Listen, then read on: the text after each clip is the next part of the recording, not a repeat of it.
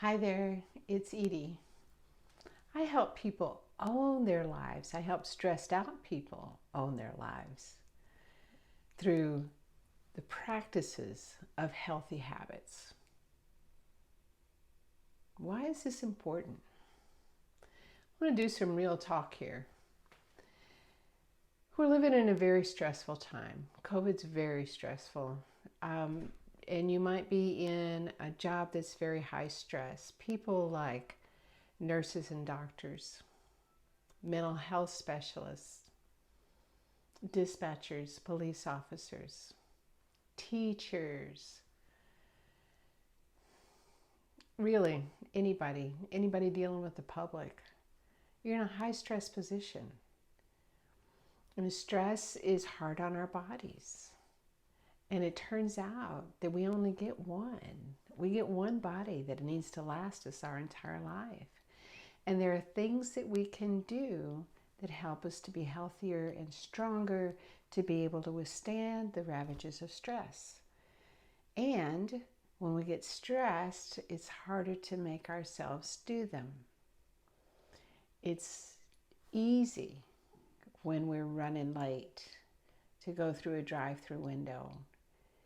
It's not as easy to plan meals and prepare them ahead of time, do some prep work to be able to have healthy meals each day. It's easy to hit the snooze button.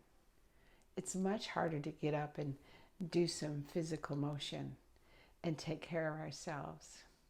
It's easy to scroll through Facebook instead of spending some time in prayer. It's easy to do the things that are not going to serve us. It's easier to eat a chocolate chip cookie than it is to chew an apple. So we got to be careful not to choose easy when it's not going to help us. You have one life. You have one physical being for this lifetime. Whatever your spiritual beliefs. I know people who believe in reincarnation and that this isn't their only life, but it's your only life in this body. And I don't know. I know what I believe, but as far as knowing the absolute truth of the universe, maybe not.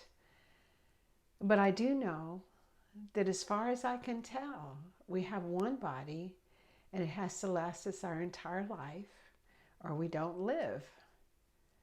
And I want my body, my well-being, to be as healthy as possible. But I also want my emotional life to be as healthy as possible. And that turns out to be based in habits too.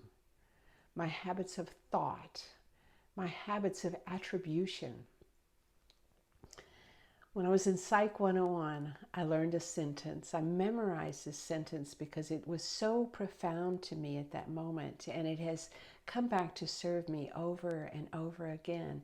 And the sentence is this: the fundamental error in interpersonal relationship is the misattribution of motive to another's behavior. The fundamental error, the very basic error that we make with each other. In interpersonal relationships, that's relationships between two people. The fundamental error we make is misattribution of motive. That means that we're thinking about why they did what they did, their motive for doing what they did or didn't do. Take, for instance, being upset because somebody didn't text you back.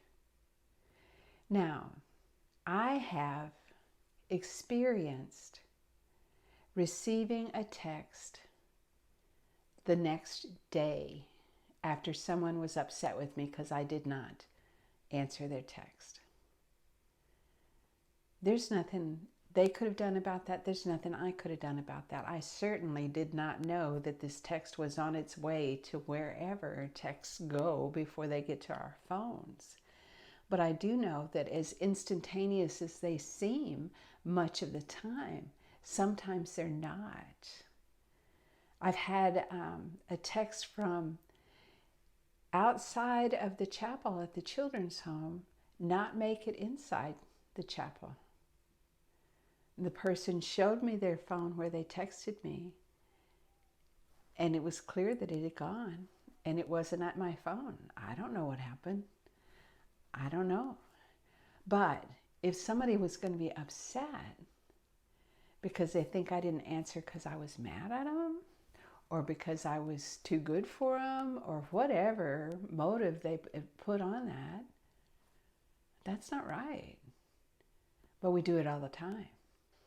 So habits of thought, habits of body, but also habits of spirit make a difference in our lives. One of the things that I teach is to start out a meditation practice. And we start that not by buying a new meditation pillow. We don't have to go take a course. We don't have to go to India for 6 weeks, although that would be cool, wouldn't it? We just need to figure out how to be quiet for a little while, how to turn off the electronics, put the book down, turn off the TV, no radio, and just be quiet. Just sit still with ourselves for just a few minutes. When we learn to do this daily, this 5 minutes of silence per day where we just sit and listen to ourselves breathe, that 5 minutes can make such a huge difference in how we approach our day, how our day goes, how we are taking care of ourselves. It's a spiritual habit. I don't teach a particular religious belief behind it. Just take care of yourself. Just be in touch with that which is beyond, that intelligence that is love, that feeds us.